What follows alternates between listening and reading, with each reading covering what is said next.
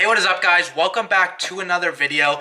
If you're new here, don't forget to hit that little subscribe button, and if you find value in the video, don't forget to give it a thumbs up. So today I'm actually going to be talking about some tips and tricks for selling an iPhone on eBay. There's a couple things that I think will really help you guys save some time and make an extra profit on that platform. So with that said, let's get into the video.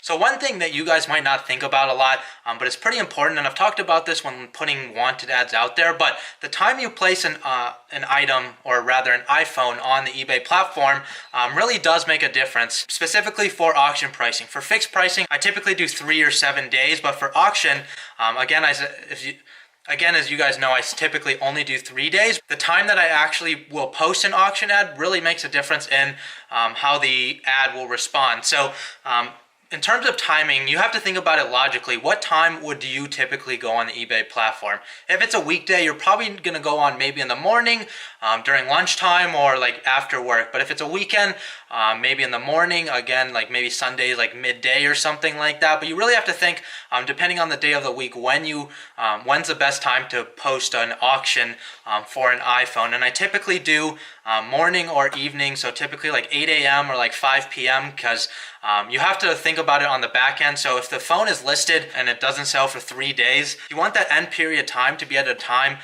that most people will be on the platform, or else it might not sell at the last minute. Because a lot of my phones do sell like within the last couple hours, just because people want to see different auction prices.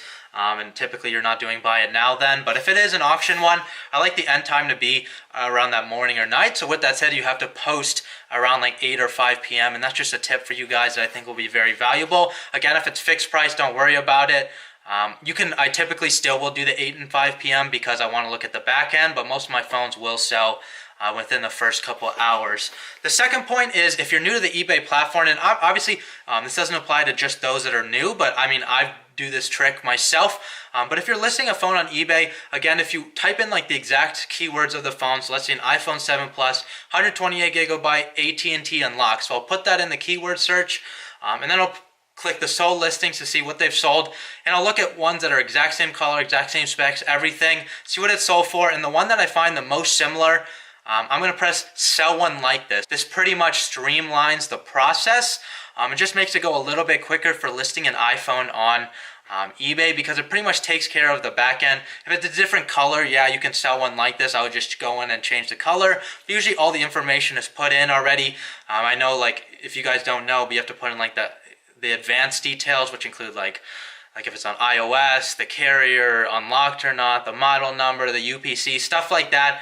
It's pretty much always filled in. You just have to add the picture, the price, and the description. So I will keep the exact same title, but that will save you guys a lot of time. So just press sell one like this on the exact phone, one that's very similar to the one you're pricing. The third tip I have for you guys today is, if you're listing a bad IMEI phone, so personally me, I don't typically go out and just buy bad IMEI and will sell them on the eBay platform. Sometimes they'll turn into bad IMEI, but I expect that, so I'll buy like an iCloud locked. If it's iCloud locked, but it's not bad IMEI, I will just list it as bad IMEI. If you watched my other video the other day, it's just a precaution because I don't like to take care of returns, so I'll buy it at that price, assuming it was bad IMEI. But with that said, I always put that IMEI in the description. Typically, one thing you guys will realize if you're selling a bad IMEI phone, a lot of people will just message you asking for the IMEI if you don't put it in the description. They just want to confirm all the information.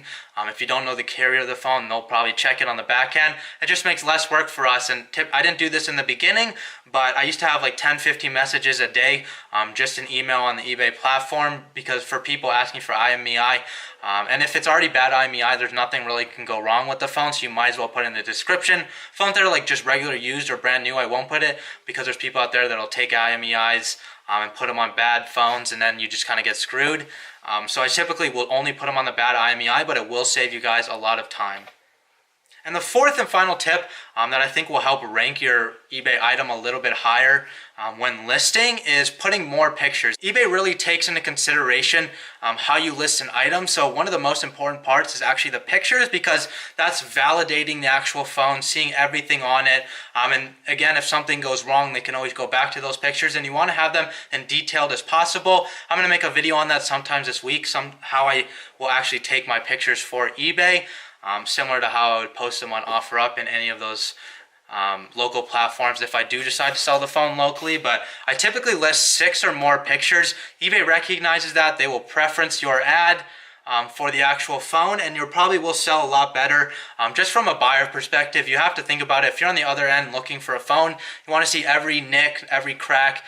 You want to see it at every angle just to know exactly what you're getting yourself into. So put yourself in the buyer's head. I typically, again, list about 6 to 10 photos, more on that 10 side, just to be safe.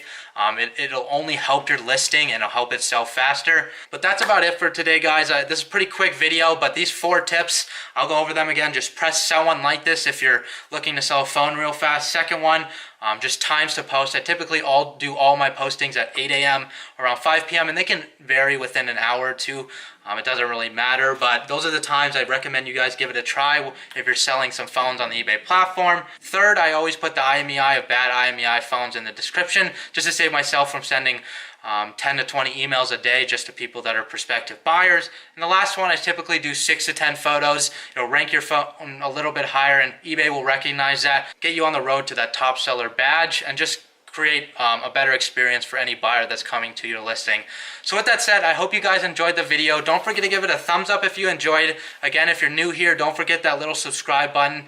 And if you're not in that phone flipping Facebook group, just hit that link down below. It's the first link. It's called Phone Flipping Mastermind. I post daily tips, just kind of stuff that I don't really cover on the YouTube channel, just quick things that you guys can apply if you're going out and buying or selling a phone that day.